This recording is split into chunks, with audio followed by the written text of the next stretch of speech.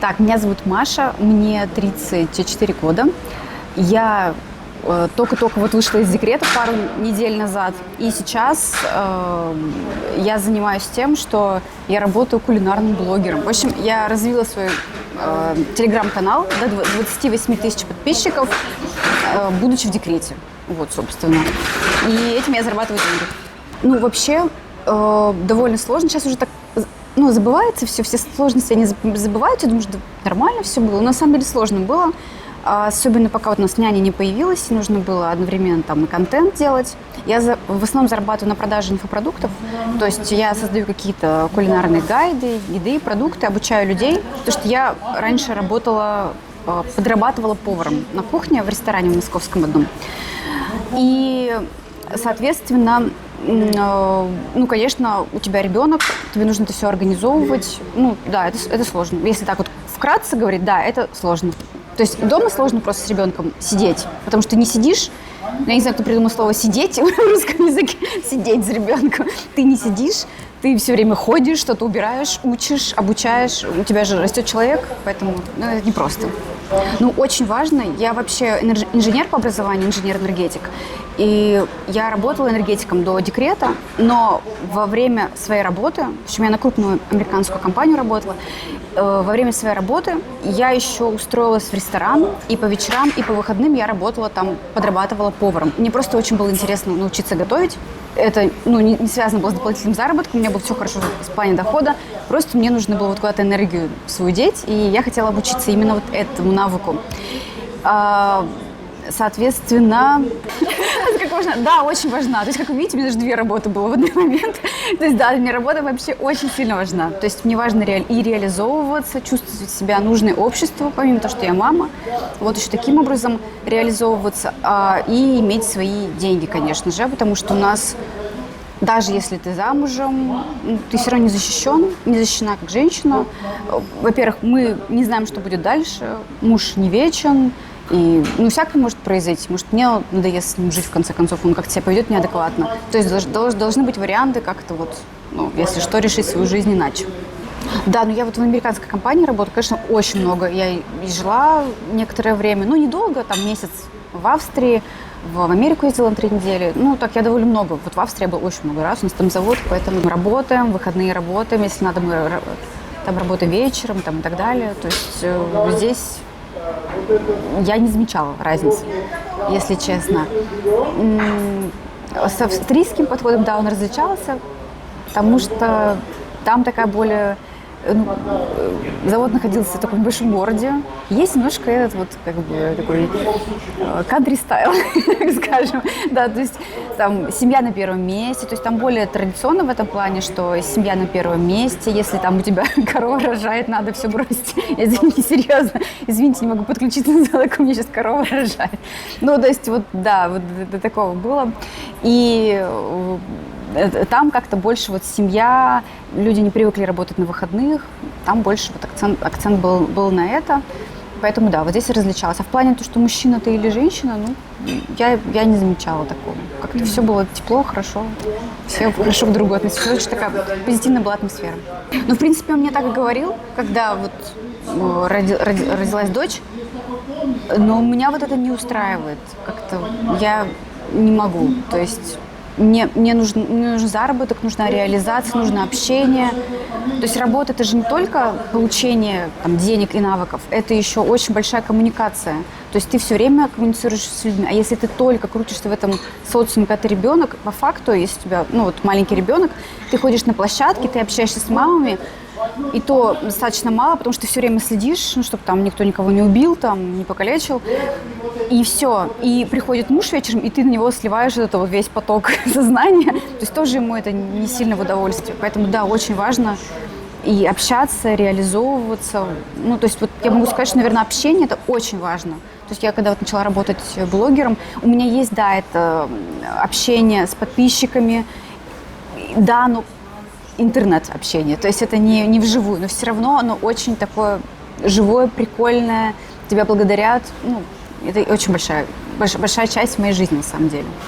То все вместе. Так выделить, наверное, сложно. Это, знаете, как спросить, что ты больше всего любишь в своем ребенке, что ты любишь в своем муже, или от чего ты больше всего получаешь удовольствие. Да вот от всего. Все в совокупности дает большой очень сильный кайф. Просто так общение без цели тоже интересно. Но когда это по работе, у этого есть там определенная цель. Ты получаешь в это время какой-то навык. Там, найма сотрудников, там, расставание с сотрудниками тоже, да, навык, мотивации, как ставить задачи и так далее. То есть это у тебя прокачивает как личность, как специалиста, дает очень большой кругозор, там, в плане налогов. Сейчас я вот погрузилась, я уже ИП, индивидуальный предприниматель, я погрузилась в этот мир и налогов, и отчетности и так далее. То есть это много всего, и деньги, безусловно, их тоже приятно тратить на себя. Извините, очень не могу. Да, действительно, это очень-очень приятно, не будем забывать об этом. Ну, я вот из последнего подарила ему поездку на Байкал, но это довольно дорогая была поездка на самом деле, то есть она где-то вышла у нас суммарно, с учетом всего, наверное, 400 тысяч. Это вот за пару дней, 3-4 дня, но это довольно много.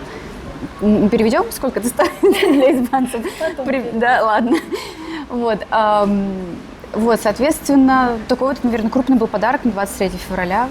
И ну так, наверное, что да, по мелочи я дарю, я просто так уже не помню. Вот я помню, что последний подарок был вот такой. И он говорит, что ему особо не важно, что я работаю, что типа эти деньги не особо важны, как бы. Но мне просто не хватило бы тех денег, которые он мне давал. Вот.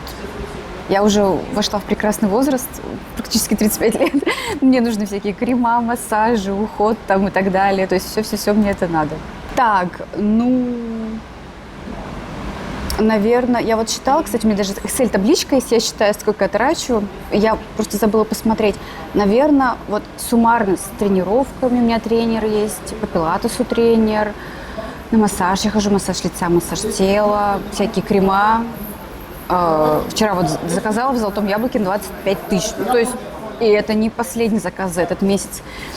Ну, наверное, 150-200, может быть, это так. Ну, короче, очень много, правда. Ну, просто, да. Раньше было проще. Ну, у нас, наверное, неплохой вариант для меня, как мне кажется, когда он в основном он оплачивает все счета, там няню оплачивает, у нас теперь няня, да, еще есть, какие-то большие путешествия, и по магазинам мы ходим, а я в основном трачу деньги эти на какой-то вот, ну вот Байкал это было такое не самое, наверное, нужное нам, это вот просто получение эмоций такое, но достаточно дорогое. И вот я взяла и купила. Все какие-то экстра вещи, там, не знаю, я вот хочу себе дополнительно какие-то вещи купить, шмотки, я могу пойти себе их тоже там, купить, или ребенку что-то. Или мы хотим, например, с ребенком провести время вдвоем и поехать в загородный отель на выходные без мужа, просто вдвоем. Ну, тоже я беру это, нам организую.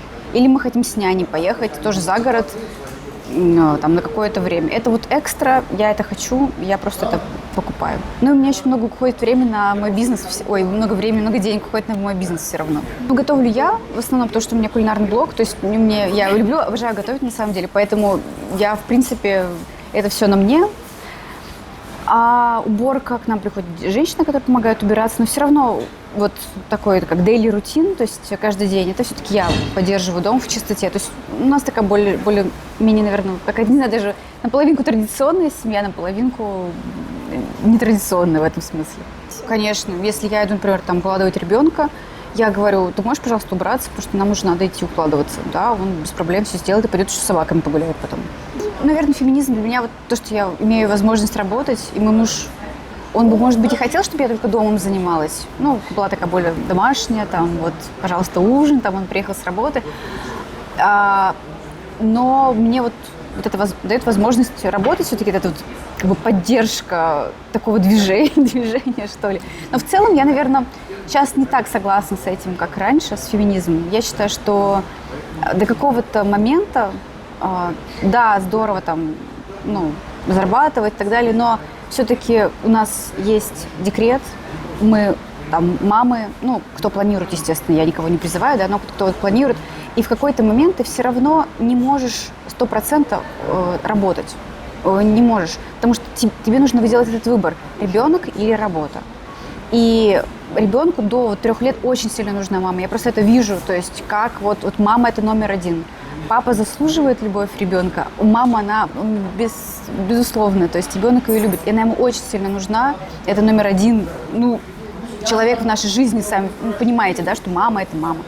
И, соответственно, все-таки вот здесь феминизм я не согласна. Вот это вот то, что отец в декрет, например, ходит, ну, я не поддерживаю. Все-таки женщина, она, ну, природная мама. Если, конечно, ей совсем не хочется в этом декрете, ну, прям вот совсем-совсем, да, безусловно, здорово, что есть такой выбор. Но все-таки надо понимать, что когда ты выходишь замуж, у мужчины должен быть такой, чтобы можно было уйти в декрет. Должна быть такая возможность. На мой взгляд, по крайней мере. Это мое личное мнение. Да. Ну, я из традиционной семьи, и поэтому я тоже так же и выбирала мужа, соответственно. Неосознанно даже, может быть. Чтобы на него можно было положиться в этом плане. Вот. Есть же еще такие моменты, не знаю, это важно или не важно сказать, есть такие моменты, ты после родов женщина не всегда чисто физически способна тоже работать, выходить. Есть очень большой адаптационный период, гормоны, лактация, все это. Я понимаю, что, может быть, кто еще пока, для кого-то кажется, это очень далеко и неважно, но на самом деле, когда это наступает, ты понимаешь, что вот оно здесь, и что-то надо с этим делать. И важно, чтобы партнер, который рядом, был очень надежным.